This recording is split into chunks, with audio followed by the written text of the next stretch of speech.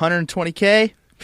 Man, hey, all the right. Colts, if you're listening, I'll come catch some passes for you. Let me be on. Hey, you're gonna love me. Let me be on the practice squad, man. Right. All right, man. Go ahead and hit him with the next segment. What are you doing? Get him out. All right, this week, get him out. The Cowboys veteran Antoine Woods got charged with possession of marijuana and tampering with evidence. He's been out this week with an MCL strain.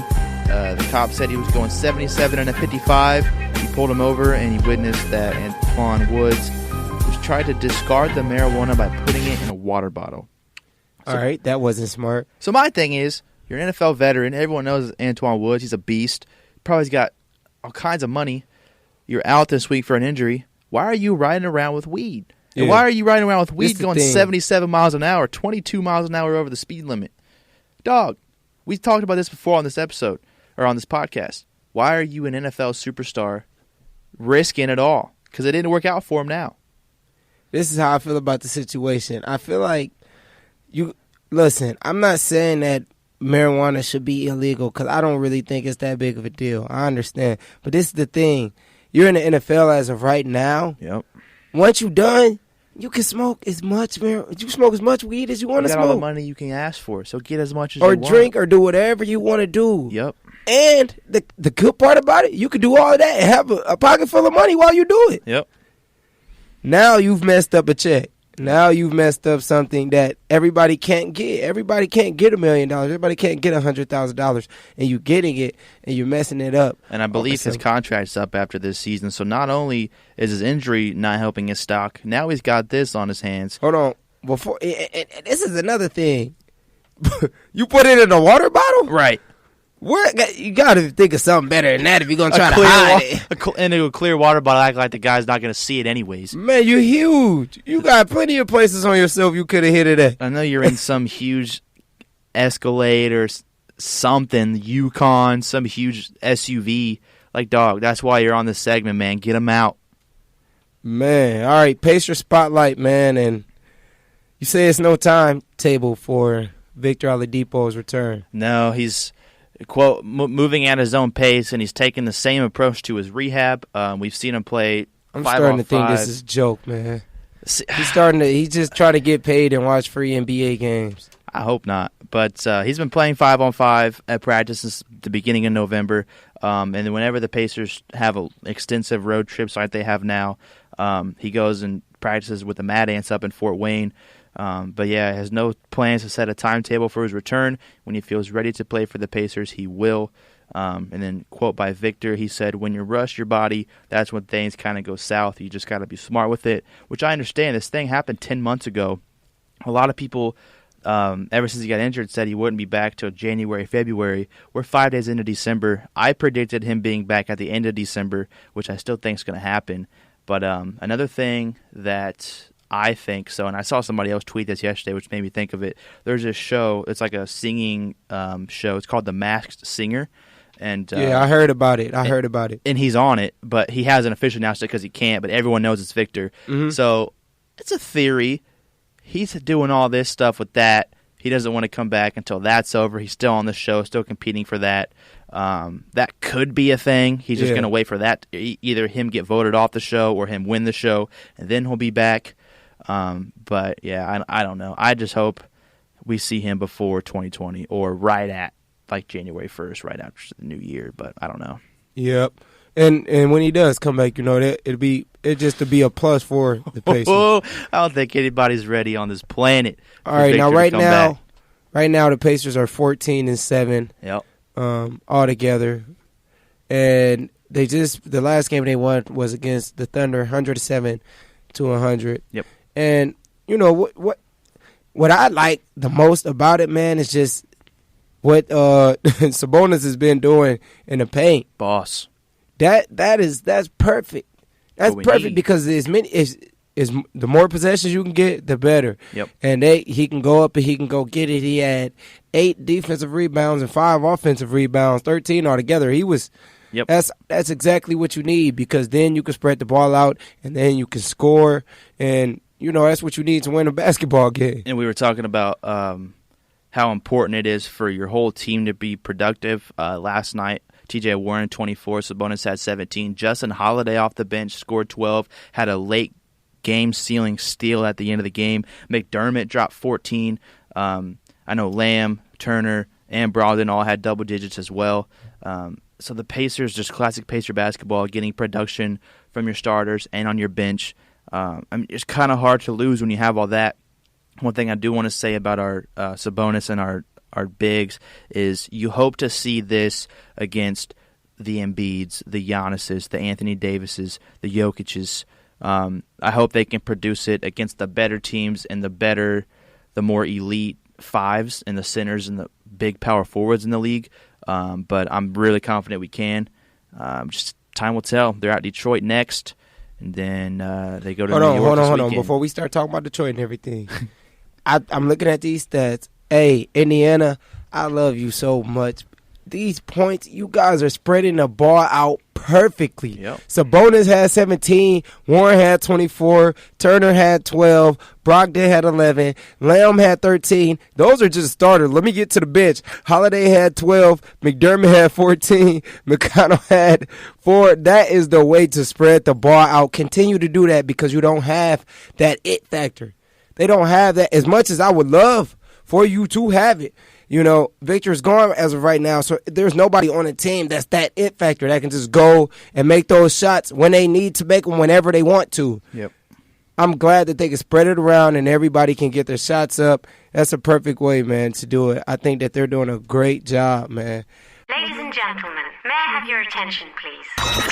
Dribbles with the left hand, the three-pointer up, the three-pointer down! To the 20, following that blocker. What a run! We're about to take it back.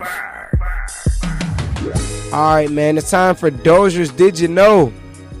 Did you know that today, in 1961, former Syracuse running back Ernie Davis was the 27th Heisman winner in history and the first African-American running back to win the accolade ever. You ever watched the movie The Express? Mm-mm. All right, well, it's basically about Anthony Davis, man. I'm sorry, Ernie Davis, not Anthony Davis. That's pretty dope. Man. He has his own movie, though. Yeah, Ernie Davis. And it's a good one. It shows his time at Syracuse before he went to the Browns and everything. So wow. It's really good, and it shows so he was a really good running back, and it shows when he was young, he was dealing with racial problems and stuff. And Which it was I get it. It's in the 50s. It was these bullies, Yep. these white bullies, and they were trying to attack him, and he was gone. And they said, I guess that's where he got it from. That's where he got it from. It's like Forrest Gump, man. Yeah, man. Colts Corner. They make me so mad. But this, what we're about to talk about, it makes me so mad. Why every time we talk about the Colts, man, it make you so mad? Dude, so Vinatieri, his knee, he's having knee problems. He said he isn't sure. That's good. That's a good thing. I'm happy about Not Vinatieri now. having problems. I wanted this week 3 or week 4, not when the season's almost over. Look, Doesn't make any Vinatieri sense. has really lost us games. And that's another thing I wanted to talk to you about because my dad called me today, and he was telling me about how he was having a conversation at work with his friend talking about Vinatieri or whatever, and he was saying that he was telling his friend Vinatieri has lost us games. Yeah. And he said his friend said, no, you can't blame it on the kicker. And I said, yes, you can blame it on the kicker. A kicker can win or lose you a game. Yep. I'm not saying that if they lost that, okay, so let's say it's tied 10-10 or, yeah, it's tied 10-10, and then Vinatieri comes out and he misses it. It's not completely his fault that the game is lost because we shouldn't even been tied. Right. We should have been winning by more, and that's offense and defense. Yeah. But he had a big part in it because he could have changed that then and there, and he couldn't do it. When he misses point afters, so let's say the score is 12-10, and we're having a point after to go up 13-10. And he misses that. Yeah. Now we're only up 2. Now the other team, all they have to do is kick a field goal. They don't have to go 75 yards to get to the end zone. They only have to go about 50 yards to get in a field goal range and take the lead. There's a difference between when you have to take the lead and when you get to tie it. And plenty of times this season, Vinatieri is missing kicks, leaving points off the scoreboard, and changing the whole scope of the game. It's just like we were just talking about with making free throws. Yeah. Those points are Yeah. too important. Yes. to not make. Yeah. Whether it's field goals, whether it's extra points. I've been seeing kickers miss extra points now. Yeah. Like, that is important. And it's just as important as making your free throws, because that's just points that you're leaving up. I'm just so annoyed that all season Frank Reich was, we're going to stick with Vinatieri, we're going to stick when we have full confidence in our kicker, which I understand. He's the greatest clutch kicker of all time. I'm not saying that. But we really decided to make these changes when the season is now pretty much over. It doesn't make any sense to me. Let's make these changes at the beginning of the year. Let's get some new young kicker that will hit kicks, that'll at least make point afters. Of course. Yeah. That doesn't make sense. You wanted these changes earlier in the season. Now you're getting them with 3 weeks to go. It's like, it doesn't make any sense to me. I don't know. Yep. Now, this Sunday, it's going to be my birthday, and that's when Indianapolis and Tampa Bay play, man. Yep. Tampa Bay 5-7 right now. On a 2-game win streak. They're rolling. 6-6. They're on a win streak. They even got the Colts predicted to lose. No way. Yeah. I'm so mad. They got a 59% win percentage for Tampa Bay. I get it, 40 for Indianapolis. But this is the thing, man. Like, Indianapolis just got to, like, you can't keep throwing away the wild card. Like, you're throwing it in the trash. Yep. You're throwing the playoffs in the trash. Especially when the other teams that you're up against are going hot. The Titans, the Steelers, the Texans even. Because when is it going to be the year? Yep. That's what we're all waiting for. We're waiting for Super Bowl again. We went last time in what was it, 07, 08? Like, we won it in 06, and then we went against the Saints in like 2010. And it's not like the talent isn't there, because they have good running backs. They have Brissett, who's a good quarterback. With Tampa Bay coming in, man, I know what they're going to do. They're going. It's both. Yeah. They're going to pass. They're going to run. They got Godwin at the tailback. They got Winston at quarterback. They might run. They might pass. They can do it all. Yo, I'm looking at these stats. Starting week 6, Winston threw for 400, then 301, then 335, 358, 313, 313, and 268. Winston's throwing that thing, so we gotta be ready for that. And that's defense. Like, the defense got to handle. And coming into the season, I was like, yeah, our defense is good. Yeah. They have not been showing me that lately. Just lately in general. Because at first, like throughout the season, I always said they're a good team. But right now, defensively, they have not been handling their business. And then when the defense isn't and they're allowing points, you want the offense to at least go match those points and to keep them in the game. And then they're not doing that, and that's why the Colts are losing. So now, this is the thing. Tampa Bay averages 28 points per game, right?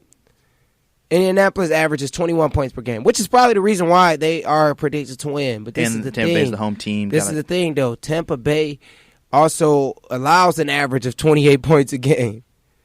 And the Colts also only allows an average of 21 points per game. So if you can stop and stop them to at least 21, and you get 28 Indianapolis, you're in perfect position. But that's I don't even think stats are everything. You guys know that anything can happen in football, so it's really just all about execution, man. Execution, you got to make it work, man. And we talked about it last episode a couple of days ago. There's still chances for the playoffs, but step one, we have to win out.